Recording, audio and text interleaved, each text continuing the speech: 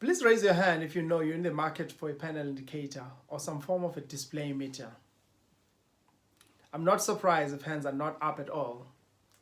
That's exactly what I've observed for the past 16 years while I work with top international engineering companies, top professionals, and even when I started working independently. You know why? They all believed that they didn't need a panel indicator. Panel indicator that I'm talking about is simply your performance display meter. I'll show you two things today. Number one, that you all have your own panel indicator. And number two, that you can make a better use of your own panel indicator from now onwards. Let me take you back to the moment that made me realize that I need to be talking to you today. It was in March 2018. A client approached me to do an overhead transmission line deviation project. That was a very, very interesting piece of work in my field then because of its complications. That project was desirable because of the experience we will get as a company from it. We did everything that we needed to do or were supposed to do in order to get ready to start. Fast forward the story, we then got the news that the client had hired somebody else to do the same job, and we subsequently forgot about it. In about October that year, I received a phone call again. Guess who it was? Mr. Client is calling again. He's calling for us to come and finish that project. However, this time, there were only 1.5 months remaining from the full 12 months that he initially had. Though it was too late, I decided to do it anyway. When I remobilized the teams to start, I found that the foundations were done wrongly. So that meant more time required to correct the foundations, and this was going to require so much of investment. So we invested all the resources that we had in order to get this job going. As we were doing the last bit of this work, we got the news that the client is liquidating. At this point, this is the last thing I needed to hear. But nothing we could do. Think about it. I really was desperate here since I had taken everything I had to invest in this project. Part of me was blaming myself, saying I should have known better. I should have observed the symptoms that this client was not going to be able to pay this massive work. I then remembered all the big companies that I had worked for before and some I had worked with on these type of projects who had gone through some massive losses just because they were not able to identify challenges relating to the specific project on time, which means they didn't make use of their panel indicator. Everybody was advising me that I had lost. I was thinking that I must just forget about getting paid. Well, I hear people blaming others for their failures all the time. They will mention things like, this department is failing me because I'm failing because of a particular boss making me fail and stuff. Some people complain at a personal level, mentioning all the excuses. Some of those excuses may be valid. What I did, I decided that no, I wasn't going to give up. I knew that surely there must be a way of predicting problems before they arrive. I started collecting all my life journey experiences and my professional experiences. I asked myself questions like this. Why is this client failing now? How did other companies fail before? What have been my own personal shortfalls in failing in business? What I discovered is what I will draw in a performance versus time graph. Ideally, any company or any individual desires to grow to maximum performance as time goes on. The peak performance over time will mean that they are making more money, they are more influential in their field, they also have good reputation, and their state of potence is really high. However, what ended up happening to me and what generally happens to some companies that I studied is something that has 5 stages, and it looks like this. The start of position is what I call dormant state. This is the position that seems acceptable when it comes to performance, but it is not good enough. These are the symptoms that are personally observed at that state. That's where my staff or myself had wasteful habits and culture with regards to time, resources, or efficiency. Either I or the supervision team and managers that worked under me did not have relevant, clear work tools to use, and I was always skeptical of advice given. I will care less about IT system glitches like pop ups, slowness, and strange emails. This was a problem because it disregarded the impact of value added over cost, and operational effectiveness was not closely monitored.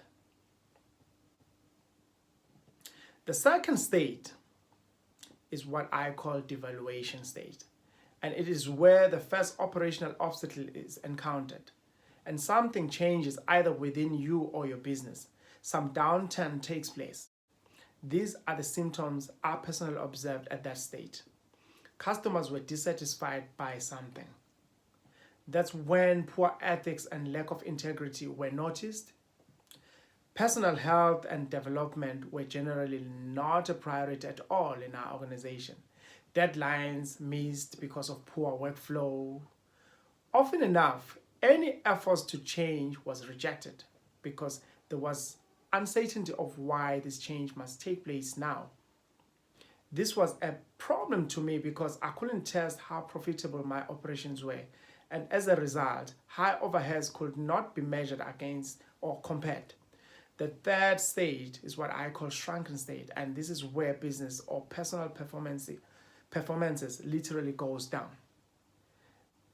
These are the symptoms that I personally observed at that stage. This is the time when there is a serious cash flow problems and staff completely lose interest in what they are doing. I found that regardless of all good ideas that I had in my field, I just wasn't heard or my public didn't take notice of me. Frustration was really rife at this moment, and you find yourself often lashing out in anger to your staff. Critical deadlines are often missed and work quality becomes very, very poor. At this point, you have completely forgotten about customer care. Societal changes are the last thing in your mind since you're no longer sure whether the business will last or not.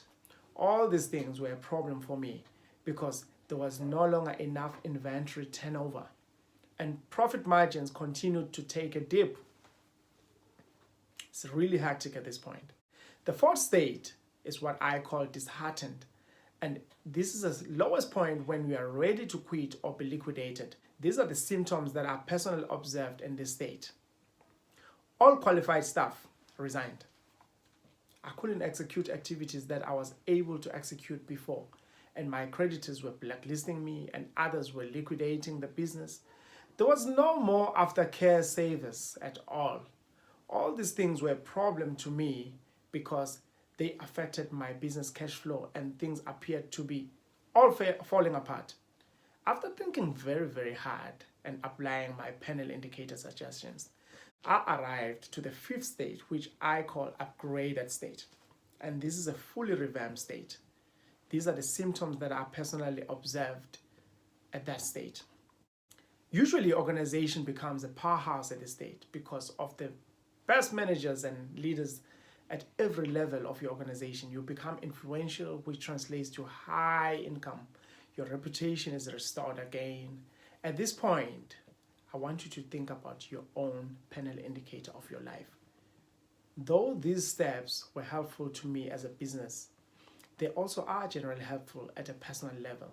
Organizations like the client that could not pay me usually suffer the following: not knowing exactly how the state of their processes is affecting the entire organization, not knowing whether the state of their business tools are in line with the existing processes, and also they don't know how the human resources have been disempowered, as well as how ineffective they are in relation to business processes and business tools. Think about your own organization or yourself. If you do apply these principles at a personal level, you will position yourself and your organization to be on the pathway to continuous development. That will keep you on top of your game always. I discovered after using this model that I now can tell exactly what elements are affecting my business in real time by just asking the correct questions, by just observing the real symptoms. I discovered that I could have avoided some downturn to my business. I always wonder what would have happened to me by now if I hadn't chosen to analyze my situation and come up with a display model to show me exactly where I was going wrong. I probably would be frustrated, feeling hopeless. This was the moment when I had lost everything I had ever invested. But I chose to look at myself and work out the model that showed me exactly where the problems were. I would like to challenge you to think about your situation, whether business related or just personal. I would like you to start analyzing the level at which you operate right now. Are you at a dormant state?